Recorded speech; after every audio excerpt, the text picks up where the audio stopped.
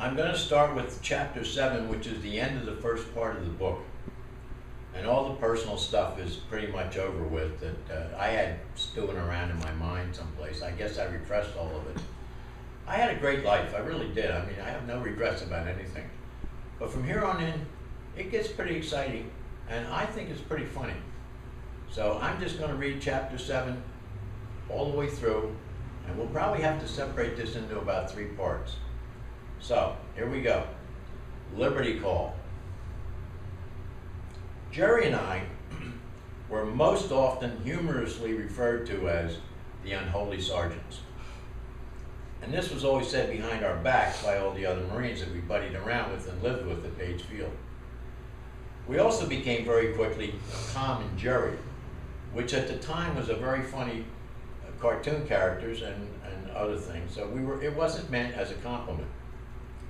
And we were just guys that liked life and enjoyed being together, and we went on Liberty Call together. The point was, every Sunday night when we came back from Liberty, every drill instructor on Page Field wanted to hear what we did. So what I did in writing this story was I picked out 2 or 3 of my most famous moments on Liberty at Parris Island to wind out my Marine Corps experience. I think they're pretty funny. Let's see what you think. Liberty was a privilege and a very welcome outlet granted to all DIs. It is often said that DIs just work 24/7, 7 days a week, but we actually used to get out on weekends. There were times that we would graduate a platoon of Marines on one day and pick up a brand new recruit platoon at 4:30 a.m. the very next morning for 13 straight weeks of 24/7 intensive training. So when we went on Liberty, we were really ready to have some liberty. And making Marines out of civilians was not only a challenge, it was a very serious rite of passage for young men and women warriors, and we took it very, very serious. Jerry and I finished DI school. He was a class ahead of me, and we were already well known on the drill field as prominent DIs around PI by all the old salts. Later, he was one of the leading non-commissioned officers selected by the base commander to set up and teach a brand new United States Marine Corps physical training program for all Marine recruits. They had to give up wearing their campaign hats and their duty belts and their starched, faded green utilities in exchange for a new physical fitness uniform ordered by the commanding general. This became a source of amusement for all of us. As ordered, they were required to wear golden t-shirts and shorts with USMC scarlet and gold blazoned across the chest. And of course, behind their backs, we surreptitiously called them the Mickey Mouse Club. The Mickey Mouse instructors all hated the expression, and they would fight us at the drop of a hat to prove it. Before Page Field opened as a common billet for all the DIs and other instructors of PI, the physical training instructors were comfortably billeted at the main base gymnasium. As part of the new emphasis on physical training, Commanding General Green was able to requisition the latest in free weights and other bodybuilding equipment that was housed at the base gymnasium. And just as I asked Jeff to explain how he met me in his own words, I asked Jerry to try to explain how he met me at our first meeting in Parris Island, and here's his story. Jerry remembered it this way. The day I met Thomas Little, Sergeant Little as we knew him, is still very vivid in my mind. As a member of the Marine Recruit Physical Training Instructors Unit, we had just written and initiated a brand new physical training manual and physical fitness program for Marine recruits. As part of the program, General Green insisted that we have the latest Olympic weight equipment and that it be installed in the base gymnasium with instructions to keep it in good Marine Corps condition. As the senior man, I was assigned private quarters at the rear of the gym and was the acting duty non-commissioned officer.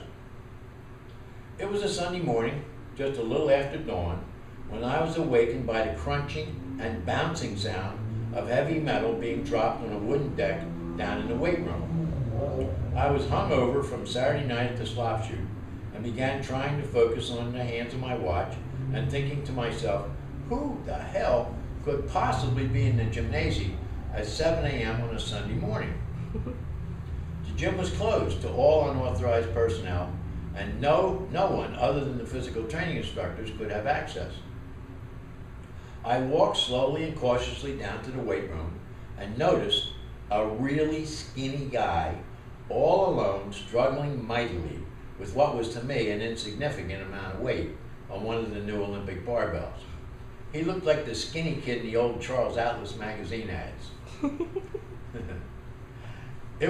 He was oblivious to me standing in the doorway watching him as he struggled to push the weights off his chest. I had to contain myself not to burst out laughing, for fear he might drop the damn thing back on his chest and kill himself. After watching a few minutes of moaning and struggling through a couple of bench press repetitions, he looked like he was exhausted with the weights lying on his chest. I decided to break his balls, and as I sounded off in my deepest, gravelly, hungover drill instructor voice, "What the fuck do you think you're doing in my gymnasium, you shitbird?" Tommy never reacted. He just kept trying to push the weights off his chest as he casually turned his head toward me and barked, "Who the fuck does it look like I'm doing, you asshole? Now get this goddamn thing off my chest before it kills me." That was our first words. I reached, just Jerry speaking now, I reached over and helped him raise the massive weights off his chest by putting one hand under the bar until he successfully raised it to the barbell rack. His casual response to me took me back. After all, this was my gym, at least while it was closed. We started a macho banter back and forth, and finally he explained he was a new judo instructor in a new program authorized by General Green to set up a new judo and self-defense team to train recruits. I told him to be careful hanging around the gym and watch out for using the weights. He might get a big arm. He laughed and flexed. He laughed, he's talking about me. I laughed and flexed my skinny arms in a mocking gesture. Who needs a big arm? I play judo. Jerry speaking again. I thought he would be more apologetic for sneaking into my gym. Instead, he had a ready smile, a great sense of humor, and characteristic of self-confidence. Our relationship grew out of a warrior mentality, of a shared individual independence, of mutual respect, shared humor, shared intellectual curiosity and investigation, and standing side by side regularly in good old-fashioned barroom fights. I assure, this is me speaking for myself, I assure everyone Jerry started every single fight, not me. When we lived at Page Field, I bought a set of Encyclopedia Britannicas, and we would submit questions once a week about a variety of different scientific and sociological questions. I would get a one-page typed reply, and we would go out to the slop chute, and both of us would editorialize over several cans of beer. We also were committed to learn a brand new word every day and to use it in a sentence on the other guys. First on ourselves, and then on the other guys. And it was fun. And we always took credit from our fellow Marines for being a couple of guys who were really genuine smartasses. And as a personal note, Jerry is still around, and he's still in good shape. He's almost the same age I am, just a year or two younger. And we're still very, very close friends. And as I write these words, we're in our late 70s. We both knew we became brothers that very moment in that weightlifting room. We were emotional brothers forever, and we were the brothers that neither of us ever really had. Brothers in arms are the tightest emotional bonding existing between warriors, and it stays that way forever. At least it did with Jerry and I. So I can't tell you whether or not he was in the next mission that I'm going to read about. I'm not going to squeal. And the next mission was called Liberty Call, the amphibious landing at Savannah Beach. It's still famous. It was early springtime at Paris Island. The trees and the plants were bursting with blooms, and the bugs were beginning their buzzing and biting. And it was time for Liberty Call. Every Saturday night at the NCO base slop chute, off-duty DIs and other instructors drank 3.2 beer and listened to Johnny Mathis crooning, "It's not for me to say." And it was playing on the jukebox until closing time. We never played any other songs. Then we would hear, last call, time to hit the rack. That was the announcement from the bed behind the bar. Gads. 2,300 hours and the rest of the weekend to sleep. No way. 2,300 hours, it was time to pass the hat for gas and more booze, commandeer a car, and convince the driver to get organized for a 1-hour sobering up trip to Savannah Beach. We left PI late one particular Saturday night with 13 warriors in 2 vehicles, 12 men and 1 woman Marine.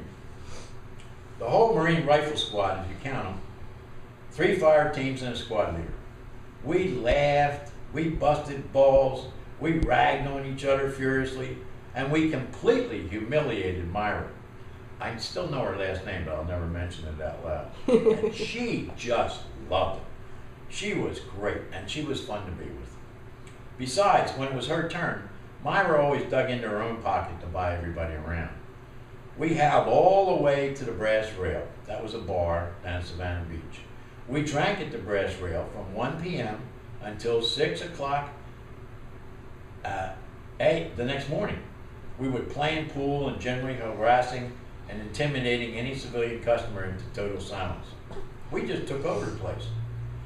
At 6 a.m. the next day, the owner asked all customers to leave because it was cleanup time for all the bars in Georgia according to the law. We always volunteered to help, but he would always refuse. It was still pitch black as we emerged from the Brass Rail. It was a moonless sky with the heaven full of stars, and it was unseasonably warm. As was our usual custom, we sat on the front porch for a while shooting a breeze waiting for the bar to reopen. The cars were parked side by side in front of the bar. There was a boardwalk a few steps away, and then a long sandy beach on the other side of the boardwalk where the enticingly beautiful Atlantic Ocean quivered as waves crashed right in front of us. Without saying one single word, I began disrobing and laying my clothes on the hood of the closest car. I climbed over the 2 boardwalk rails, stark naked. I went strolling slowly down the beach and waded into the dark ocean. The ocean water was a bit cold at first, but after being hit by a couple of waves, the water became very pleasant. I turned to yell something up at the Brass Rail to the others and saw them all coming after me into the surf, totally naked and laughing and screaming about the cold water, all of them behind me, including Myra. Oh my gosh. We laughed ourselves sick as we caught waves and frolicked with one another in the surf, which was slowly pulling us northward along the beach. And it wasn't long before we degenerated into from a band of fierce warriors into a bunch of happy puppy-like playful kids on a holiday.